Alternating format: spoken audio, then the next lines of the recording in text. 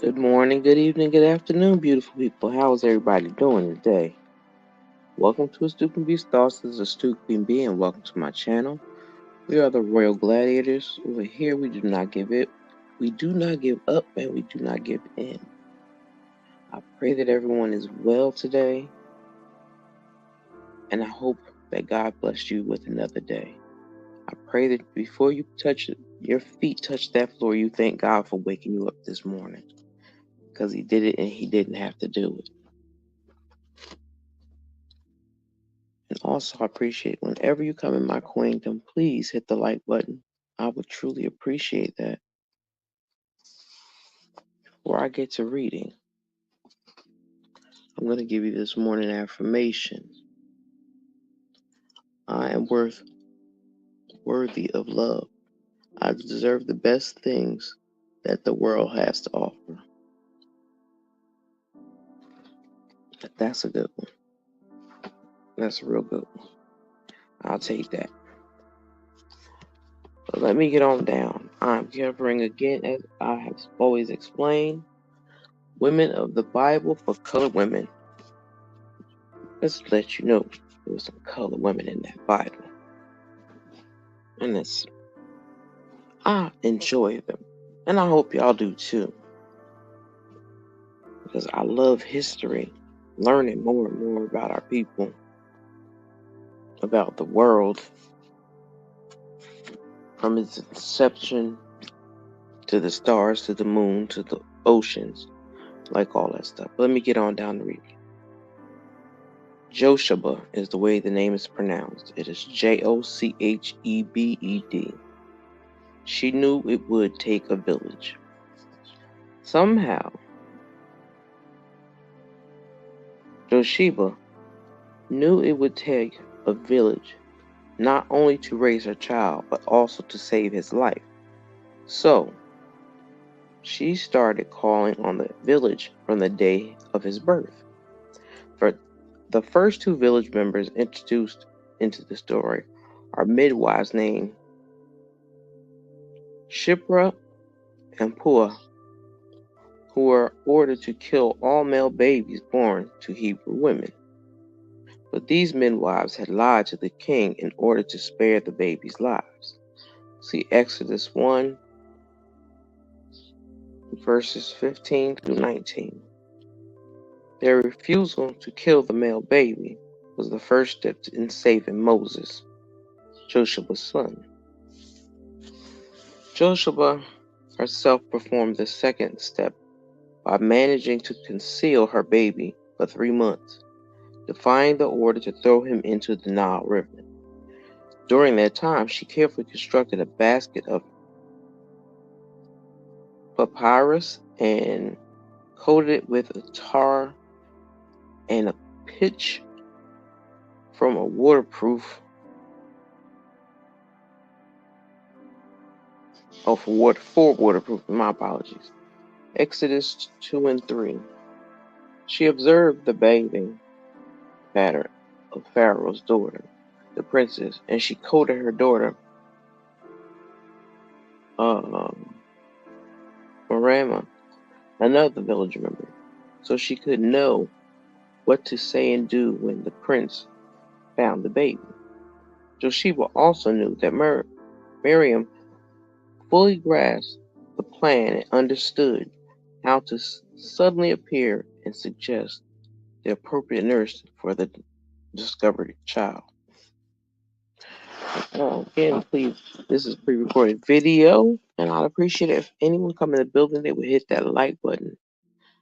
It would warm my heart, and I would appreciate it. Okay, let's see. The next step. The next step involved an unusual village member, Pharaoh's daughter. She discovered the beautiful baby, who had cried at just the right moment. And Miriam, prompting, and the princess hired Josheba to take care of the child. The princess raised this Hebrew boy in a luxury as her own son, naming him Moses. Yes, Josheba knew that it would take a village to raise her child. She used that village well.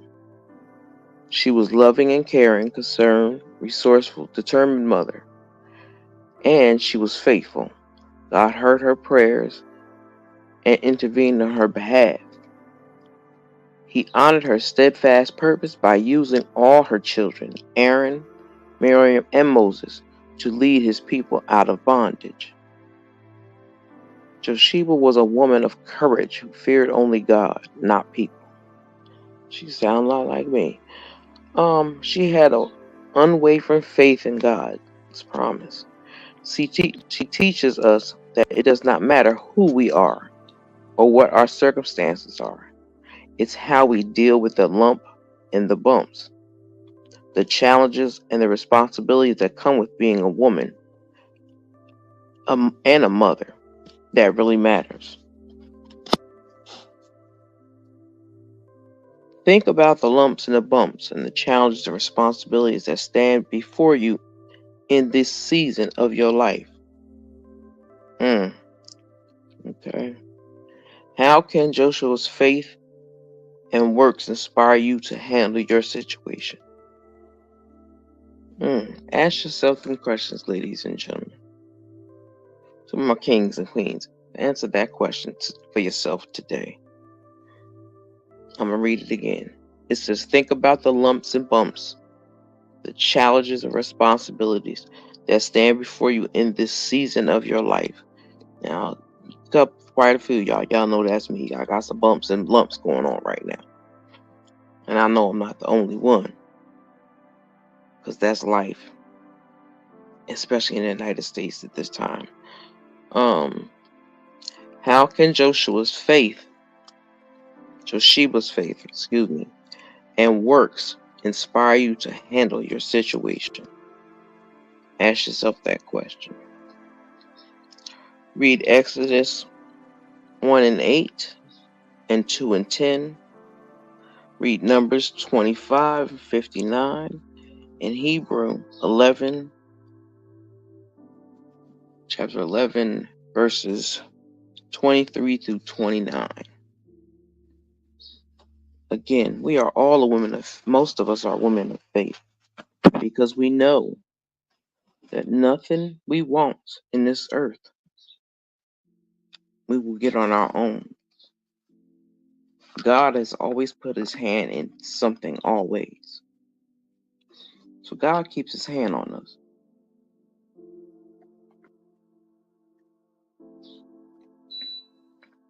He thinks and he knows before we speak what we're really going to do and what we're really not going to do. And sometimes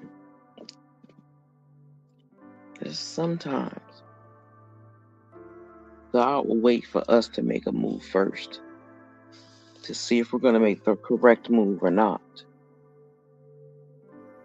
He'll show you if you do, if you don't. But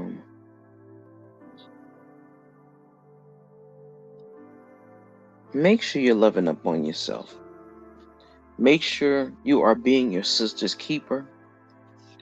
Make sure you are showing your children how to be responsible, respectful. Teach them what love and compassion is.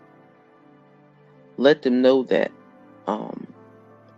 a hug and a kiss on the cheek is not something that has to lead to anything. That's affection. Show your children some affection, especially the boys, because they need that. I want people to stop thinking because they're men. They're not men. They're boys. When they're grown and out on their own, that's when they are men. But as long as they are under your roof, they are boys, and they still need guidance. So show them that, so that will push them out, not because you want to get rid of them, but it will push them to seek more information and learn to grow.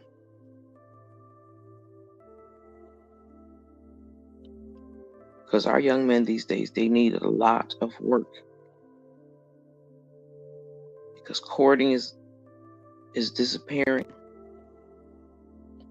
Men treating women with respect has changed so much. Women even respecting themselves have changed so much. So I want ladies to learn to love themselves first. Stop worrying about what you're wearing. Worry about what's going on in your heart and your mind. That's the most important thing. Y'all know God don't like ugly, and he ain't talking about facial features or nothing. He talking about that spirit and that heart. If that ain't right, everything about you ain't right. Because if your heart ain't right, you'll do anything to anybody. You'll hurt anyone for the embetterment of yourself. But taking care of you first does not mean hurting other people. Taking care of you first means I got to get my stuff together to make sure my kids are straight, or I got to get things together to make sure I'm straight. There are things you're supposed to do to take care of your children. I hate men always trying to tell boys they can't cry, they can't do this. They have emotions too. They have emotions too, and they have the right to express them. So always allow your children to express their emotions. If not, I promise you, that child will turn into another person before you know it. So be mindful of that. With that being said, I thank you all for coming through. I appreciate you all.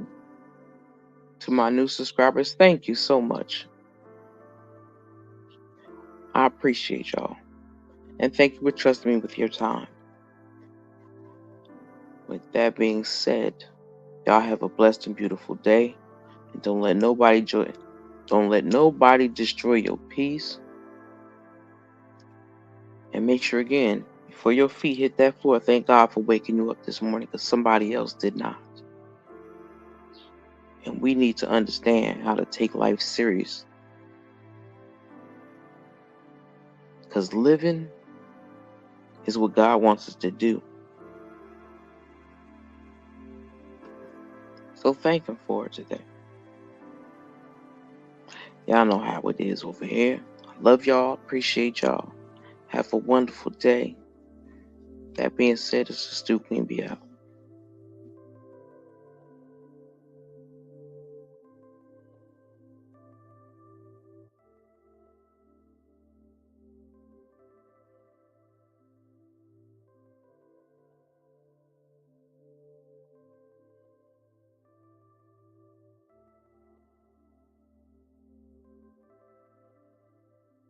I spent so many nights sleeping on me, but I finally realized I'm all that I need. I'm that girl, been that chick, never needed no one else. I've been that bitch, plenty on my mind, a couple on the side.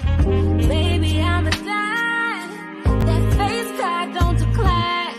So tell me what it's giving, oh, I can tell you're living for this, what you've been missing, boy.